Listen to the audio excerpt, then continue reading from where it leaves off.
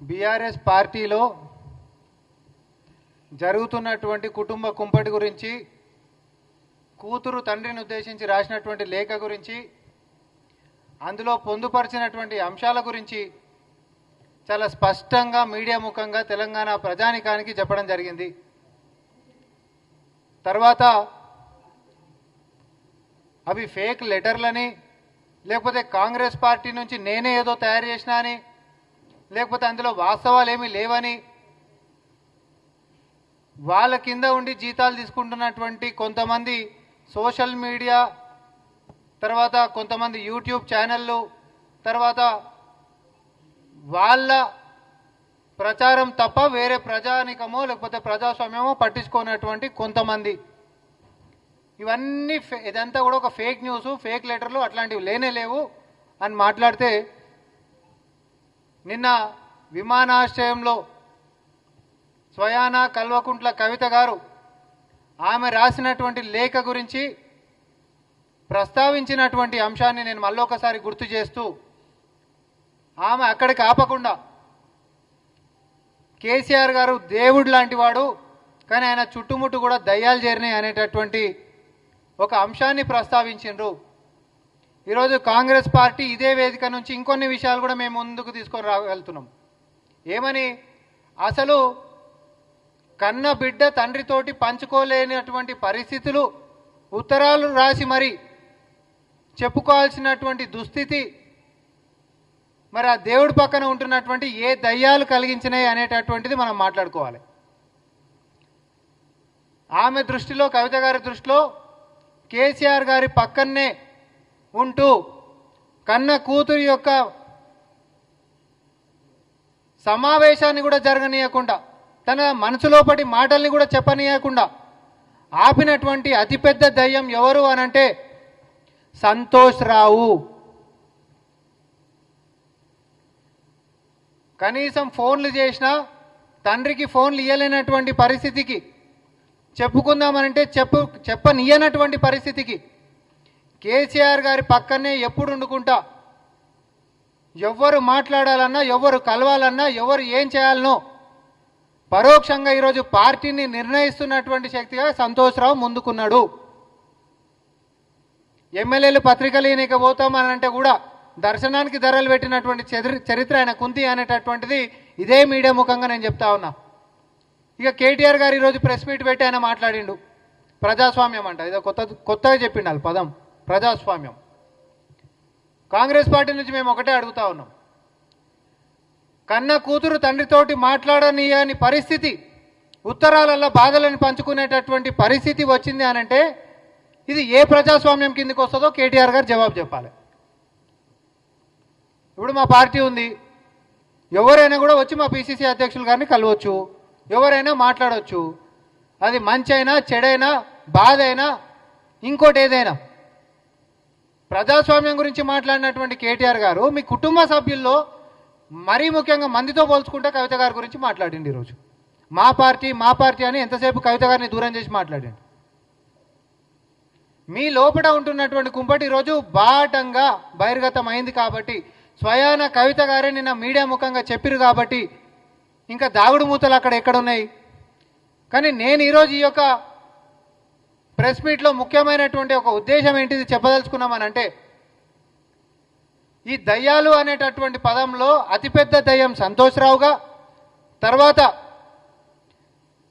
సొంత సోదరైనటువంటి కవిత గారిని కూడా వెనకాలేసుకొని రాకుండా సామాన్య కార్యకర్తలతో కంపేర్ చేసినటువంటి రెండో దయంగా కేటీఆర్ గారు, తర్వాత హరీష్ రావు గారు. ఇది ఇట్లుంటే ఆమెకు ఆల్రెడీ అన్యాయం జరిగింది, నా మాట వినేటోళ్ళు ఎవరు లేరు, చుట్టుముట్టు దయ్యాలు చేరినాయి, అసలు సిసలైనటువంటి వాళ్ళ యొక్క భావస్వేచ్ఛ అనేది కేసీఆర్ గారి దగ్గర దాకా పోతలేదు అనడమే కాక, కవిత గారిని సస్పెండ్ చేసేటటువంటి దానికి పావులు కదుపుతున్నటువంటి దాంట్లో కూడా ఒక పెద్ద దయ్యము క్రియాశీలక పాత్ర పోషిస్తుందని చెప్పి ఇదే మీడియా ముఖంగా నేను తెలియజేసుకుంటా ఉన్నా.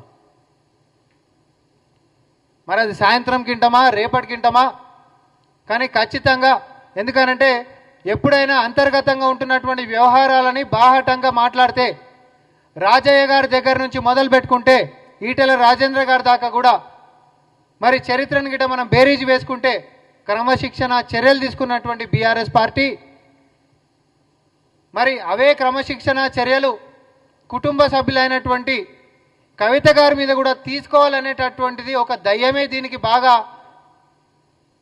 పెద్దన్న పాత్ర పోషిస్తుంది అనేటటువంటిది ప్రజల ముందుకు రాబోతుంది. ఈరోజు ఎవరి బాధ వాళ్ళకి అయిపోయింది. పార్టీ అధ్యక్షుడి దాని గురించి ఊకే ఇదంతా కుటుంబ సభ్యుల పంచాయతీ ఎందుకు అని చెప్పి ఇంకో కొడుకైనటువంటి సంతోష్ రావు గారిని మరి పార్టీ అధ్యక్షుడి లెక్కనే పెట్టినా కూడా ఆశ్చర్యం ఏముండదు. పెట్టేటటువంటి యోచన కూడా వస్తుండొచ్చు, పెడుతుండొచ్చు కూడా. పంచాయతీ ముదిరితే ఈరోజు పాపం కేసీఆర్ గారి యొక్క పరిస్థితి ఎట్లయిపోయిందంటే ఆయన పెద్ద మనిషి అయి ఆయన కొంచెం మతిమరుపు కూడా, పొద్దున ఏదైనా గిట్ట మాట్లాడితే సాయంత్రం కాడలో సర్వ సహజం. ఏదైనా మర్చిపోతుంటాం, వయసు మీద పడ్డప్పుడు మర్చిపోతుంటాం. పక్కన ఉన్నటువంటి వ్యక్తులు నమ్మకస్తులు ఉండాలి, నమ్మకస్తులు ఉండి వాళ్ళ గుర్తు చేసేటటువంటి వ్యక్తులే ఉండాలి. కానీ ఈరోజు కేసీఆర్ గారి యొక్క బీఆర్ఎస్ పార్టీ యొక్క పరిస్థితులు చూస్తే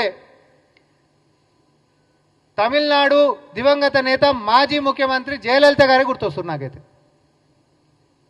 సొంతోళ్ళు వెన్నుపోటు పొడిస్తే చివరికి ఒక పార్టీ అంతమెట్లయిపోయింది అనేటటువంటిది ప్రత్యక్ష ఉదాహరణ ఈరోజు జయలలిత గారు. సేమ్ అట్లాంటి పరిస్థితే తెలంగాణలో కూడా కల్వకుంట్ల చంద్రశేఖరరావు గారి దగ్గర కనిపిస్తూ ఉంది చాలా స్పష్టంగా. ఈరోజు ఆయన ప్రెస్ మీట్ కూడా పెట్టిండు, సుత్తి చెప్పిండు తప్ప దాంట్లో మాత్రం పెద్దగా తేల్చేటటువంటి అంశాలు లేకపోతే ప్రజలకు తెలియాల్సినటువంటి అంశాలు ఏమైతే మాకేం కనబడలేదు. కాబట్టి మమ్మల్ని కోవట్టులని ప్రజాస్వామ్యమని విమర్శించేదానికంటే ముంగట వెన్నుపోటుదారులని పక్కనే పెట్టుకొని ఈరోజు కుటుంబాన్ని విచ్ఛిన్నం చేస్తుంటే కూడా చేతగానితనంగా చూస్తున్నటువంటి మీ యొక్క నిస్సహాయతని కాంగ్రెస్ పార్టీ మేము ఏం చేయగలుగుతాం? లాస్ట్కి వస్తే ఏంది అని అంటే పాపం అనేటోళ్ళమే తప్ప అంతకుమించి ఏం చేయనికే లేదుగా. అది మీ కుటుంబ పంచాయతీ కాబట్టి. కేటీఆర్ గారిని మేము ఒకటే చెప్తా ఉన్నాం, మమ్మల్ని ఇప్పటికైనా కూడా ఉత్తుత్త మాటలతోటి, పనికిరానటువంటి మాటలతోటి, అర్ధరహితమైనటువంటి అంశాలతోటి ప్రజలని పక్కదారి పెట్టించేటటువంటి వాటితోటి ప్రెస్ ముందరికి వచ్చి మీ ఇజ్జత్ తీసుకోవద్దని చెప్పి సూచనలను ఇస్తూ సంతోష్ రావు గారిని మీ పార్టీ అధ్యక్షుడి లెక్క చేసుకోకుండా ఆపే ప్రయత్నాలు ఏమైనా ఉంటే మీరు చేసుకొని, మీకు నిజంగానే తోడబుట్టినటువంటి సోదరు మీద ఏమైనా ప్రేమ ఉంటే క్రమశిక్షణ చర్యలని ఆపుకునేటటువంటి ప్రయత్నం చేయాల్సిందిగా ఇప్పటికే బజారున పడ్డటువంటి మీ యొక్క రాజకీయ రణరంగం ఏదైతే ఉందో దానికి శుభం పోడు. మాకు సూచనలు ఇచ్చేదానికంటే ముందు మీరు అందరు కూడా ఒక సంధికి వచ్చి సంయమనంతో శాంతియుతంగా ముందుకు సాగాలని, ముసలితనానికి వచ్చినటువంటి కేసీఆర్ గారిని మనశ్శాంతి లేకుండా కుటుంబ సభ్యులు మొత్తం దయాలు విక్కదిన్నట్టు తినకుండా ప్రశాంతంగా ఉంచనీయాలని చెప్పి కాంగ్రెస్ పార్టీ హితబోధ చేస్తూ ఉంది.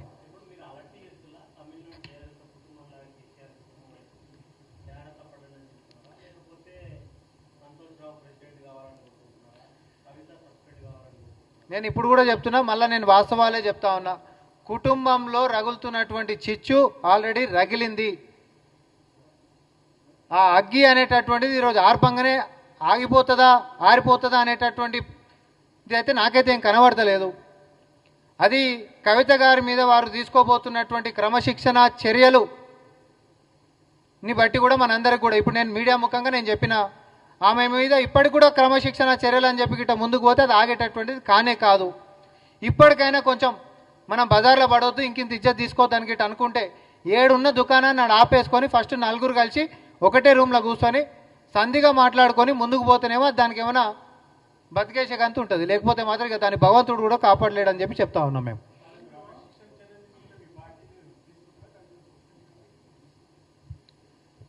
మా పార్టీ తీసుకుంటుందా, ఆమె కొత్త పార్టీ పెడుతుందా అనేటటువంటిది నా గత ప్రెస్ మీట్లోనే నేను చెప్పిన. ఆమె క్రమశిక్షణ చర్యలు ఆమె మీద గిట్ట తీసుకుంటే ఆమె సొంత పార్టీ సొంత కుంపటి పెట్టుకునేటటువంటి ఆలోచనలో కవిత గారు ఉన్నారు అనేటటువంటిది స్పష్టంగా గతంలో నేను చెప్పినటువంటి ప్రెస్ మీట్లోనే అన్నా. లేఖ రాసిన విషయము చెప్పినా లేఖకి స్పందన రాకపోతే తనకుంటున్నటువంటి ఆలోచనలు సొంత ఆలోచనలు చేసుకునేటటువంటి దృష్టిలో కవిత గారు ఉన్నారనేటటువంటిది కూడా నేను గతంలోనే చెప్పిన. సో నేను చెప్పినటువంటిది సగం ఎపిసోడే అయింది. లేఖ బయటికి వచ్చింది, లేఖ నుంచి స్పందన ఉందా లేకపోతే ఆమె మీద చర్యలు తీసుకుంటారు అనేటటువంటి మనం వేచి చూడాల్సింది ఉంది. చర్యలు తీసుకురా అనుకో నేను చెప్పిన అంశమే జరగబోతుంది కూడా.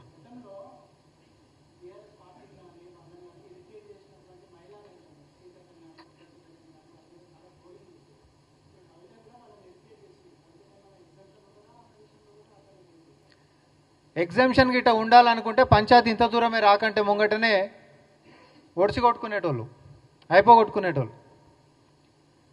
వాళ్ళకి అది నాకు కనిపిస్తలేదు కాబట్టే కవిత గారిది ఇక్కడి దాకా వచ్చింది. ఆమె బహిరంగంగా మీడియా ముఖంగా మా నాయన మంచోడే దేవుడు లాంటోడు కానీ చుట్టుముట్టంతా దయాలు జరిరు అనేటటువంటి అసంతృప్తిని చాలా స్పష్టంగా మీడియా ముఖంగా కవిత గారు చెప్పిండ్రు. ఆమెది అసంతృప్తి ఇప్పటి నుంచి మొదలైనటువంటిది కాదు. వాళ్ళ నాయన 10 సంవత్సరాల పరిపాలన మీద మనం చక్కదిద్దుకోవాల్సినటువంటి అంశాలు ఉన్నాయని సూచనల మార్గంగా మీడియా ముఖంగా ఆమె చెప్పినప్పటి నుంచి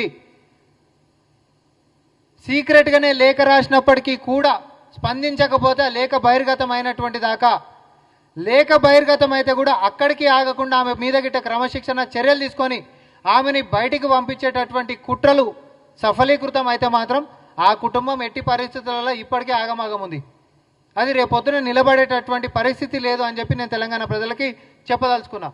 సో వాళ్ళు మీడియా ముఖంగా వచ్చి మా పార్టీని, మా ప్రభుత్వాన్ని, మా ముఖ్యమంత్రి గారిని ఎన్ని విమర్శలు చేసినా అతికేటటువంటి అంశాలుగా కనిపిస్తలేవు. ఈరోజు కేటీఆర్ గారు కూడా మాట్లాడినారు. ఏమన్నా దాంట్లో ఏమైనా అర్థం పడదాం ఉందా?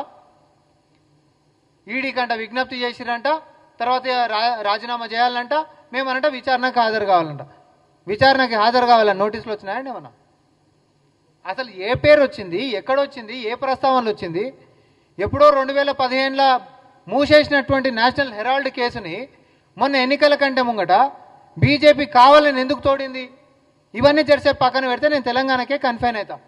బీఆర్ఎస్ పార్టీలో వచ్చినటువంటి ఈ చీలికలు, ఈ రసాభాస ఇదంతా ఏదైతే ఉందో దాన్ని కాపాడేటటువంటి ప్రయత్నం చేయనికే వాళ్ళ అంకుల్ మోడీ ఈడీలో ముఖ్యమంత్రి గారి పేరుని ప్రస్తావన చేపించేటట్టు చేసిండు.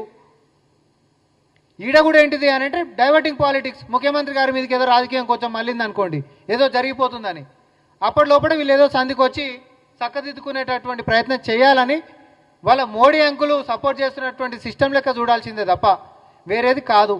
ఎందుకంటే కేటీఆర్ గారు అన్నారు ఈడీ చర్యలు తీసుకోవాలంట. ఈ రాష్ట్రంలో మా ప్రభుత్వం వచ్చిన తర్వాత సుమారు 10 అంశాల మీద రాష్ట్ర దర్యాప్తు సంస్థలు విచారణ చేపడుతుంటే అన్నిట్లల్లా పైసలకు సంబంధించినటువంటి అంశం ఉందని చెప్పి ఈడీ వచ్చి జొరింది. మరి 16 నెలల్లో ఏ ఒక్క కేసులోనన్నా ఈడీ బీఆర్ఎస్ నేతల మీద చర్యలు తీసుకుందా? ఒక్కడన్నా అరెస్ట్ చేసిందా? ఎవరికి దోస్తులు? ఈ ఒక్క సమాధానం బీఆర్ఎస్ నేతల కాడ ఉంటే అన్నిటికీ కూడా సమాధానం ఉన్నట్టే. ఇక ఇన్నిటి విచారణల మీద మా విచారణలన్నీ మొత్తం ఆగిపోయేటట్టు ఈడీ వచ్చి మధ్యలోకి జొర్రి చర్యలు మాత్రం ఎవరి మీద తీసుకోకపోవడము, ఎవరికి మద్దతు ఇస్తున్నట్టు ఇంత రణరంగం మన రాజకీయం తెలంగాణలో జరుగుతుంటే ఈడీలో ముఖ్యమంత్రి గారి పేరు అసలు సంబంధం అని ఉందా? పోనీ దాంట్లో అక్యూజ్డ్ అని గిట్ట ఉందా?